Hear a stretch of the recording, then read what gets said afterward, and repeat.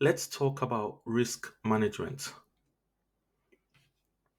Now, in today's world, every action or activity carried out by a person or an organization or a business comes with risks. You cannot eliminate risk. And these risks can arise from things like, economic fluctuations, technical vulnerabilities, natural disasters, or human error. And to help us navigate these challenges and protect our organization and our organization's objectives, risk management plays a very important role. Cybersecurity risk management is not just about protecting what you have, but ensuring that you can recover when you don't. Now, a risk management framework is a way to streamline the risk management process, and it serves as a foundation to implement a systematic and structured approach to deal with risks. And it helps us provide a clear roadmap outlining all the steps that is required to manage risks effectively. And it usually consists of different stages. Or first of all, you have to identify the risks. um, you have to do risk assessment and analysis, and you have to plan your mitigations for the identified risks, and you have to continuously monitor and review the risks. So let's start with risk identification. This is the process of identifying potential risks that could affect our organization. We gather data from different sources like historical data, industry trends, um, and expert analysis.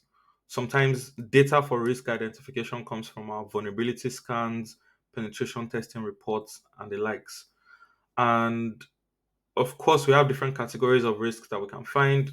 They might be related to our finances, or they can be operational risks, they can be technological risks, legal and compliance risks, or strategic risks. And when it comes to risk assessment, as soon as you've identified your risks, they need to be assessed properly to be able to know what the potential impact and likelihood of occurrence is. And this helps us to prioritize our risks based on how severe they are and allowing our organization to focus on the most important risks. Organizations usually have a risk matrix that combines the impact and likelihood of the risk to determine how critical it is. For risk analysis, this involves deeper examination of all the identified risks to understand the root causes, underlying factors, and it also helps us to formulate proper risk response strategies.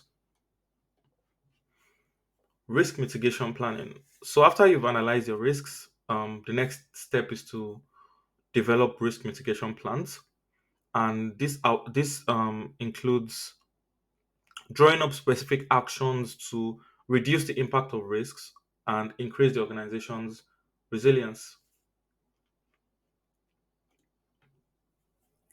With risk monitoring and review, this reinforces the idea that risk management is a continuous process.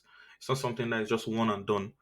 So, by continuing to review and monitor the risk landscape, we are able to make sure that our organization remains prepared to address emerging risks. So, once you have identified and assessed your risks, we need to develop risk management plans. And this needs to be specific in terms of outlining the actions that need to be taken to address each of the risks and what we need to do to reduce the impact. There are different risk response strategies that we can take, and it's going to vary depending on the nature of the risk. Of course, there's risk avoidance by eliminating what leads to the risk in the first place. You are avoiding the risk. Obviously, this is not always feasible. You can't always avoid the risk. There are some things that just have to be done that are necessary for the organization, but that is a valid strategy for some cases. There's risk mitigation.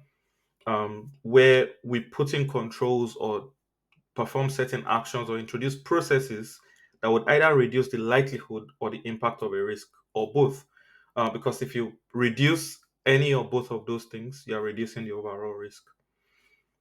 A risk transfer, sometimes you might be able to transfer the risk to external entities or third parties. Sometimes it's through insurance or contractual agreements. And then there's also risk acceptance. Sometimes you just have to accept some risk, and but it's very important that there's a clear understanding of what the risk is, what are the potential consequences, and that we are doing this with full knowledge of what is involved.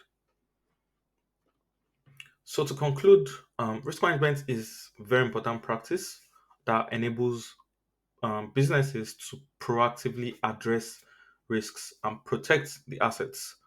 And if you adopt a systematic risk management framework and periodically and holistically identify, assess, and address our risks, we can fortify our resilience and enhance our decision making.